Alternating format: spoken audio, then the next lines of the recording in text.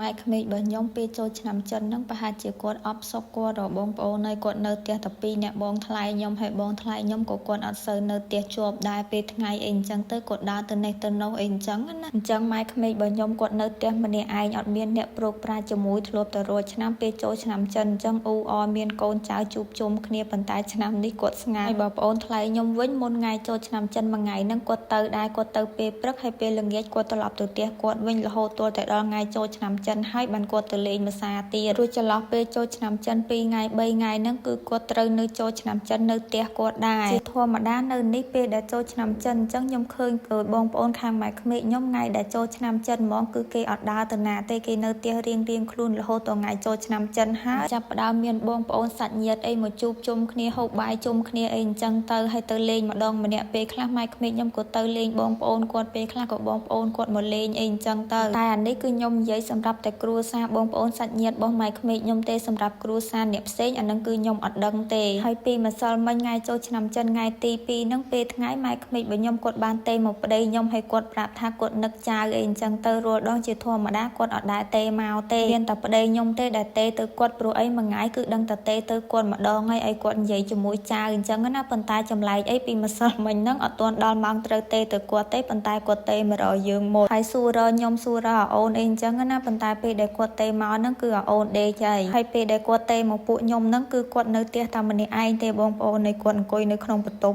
់ដល់ពេលអញ្ចឹងទៅគឺមានអារម្មណ៍ថាអាណិតគាត់ខ្លាំងមែនតើហ្មងដោយសារតែប៉ាក្មេករបស់ខ្ញុំគាត់ទៅតែខូចអត់ទាន់បានមួយឆ្នាំទេអាចនិយាយបានថាឆ្នាំនេះម៉ែក្មេករបស់ខ្ញុំគាត់រៀងកំសត់ខ្លាំងបងប្អូនហើយដោយសារតែរាល់ឆ្នាំពេលចូលឆ្នាំចិនអញ្ចឹងគឺមានតាគាត់នៅចិត្តទោះបីជាអត់មានកូនចៅក៏ដោយប៉ុន្តែឆ្នាំនេះតាក៏អត់នៅចិត្តចំណែកកូនហើយចៅនេះក៏អត់បានទៅទៀតពួកខ្ញុំអត់បានទៅមែនប៉ុន្តែគាត់អត់មានខឹងអត់មានអីទេគឺគាត់ប្រាប់ថាឲ្យនៅរលុយទៅបើសិនជានៅរបានបាច់ទៅក៏បានដែរចាំពេលណាអត់សូវមានការងារធ្វើអានឹងចាំទៅលេងគាត់ទៅគាត់ប្រាប់ប្តីខ្ញុំថាឲ្យប្រឹងធ្វើការរលុយទៅព្រោះអីខ្លាចខ្ញុំអត់មានលុយទៅលេងស្រុកខ្មែរខ្ញុំមករៀងយូរដែរហើយចំណែកគាត់វិញរាល់ថ្ងៃហ្នឹងគាត់នៅផ្ទះក៏គាត់ធ្វើការដែរបងប្អូននៅពីមុនគាត់អត់ធ្វើការទេប៉ុន្តែអើយប្រហែលជាកន្លះខែមុនចូលឆ្នាំចិនហ្នឹងគឺគាត់ចាប់ផ្ដើមចូលធ្វើការវិញគាត់ថាការងាររបស់គាត់គឺការងារស្រាលហើយមួយថ្ងៃធ្វើតែ2ម៉ោង3ម៉ោងអីទេខ្ញុំសួរប្តីខ្ញុំដែរថាថៃបើនៅសុកម៉ែចូលធ្វើការបើរាល់ថ្ងៃគាត់មានប្រាក់ខែប្រចាំថ្ងៃបើគាត់ចាយហើយប៉ុណ្ណឹងអត់គ្រប់មែនក៏មិនប៉ុន្តែគាត់ប្រាប់ប្តីខ្ញុំថាចូលធ្វើការហ្នឹងមិនដើម្បីខ្លួនឯងទេព្រោះអីគាត់រាល់ថ្ងៃគាត់មានប្រាក់ខែ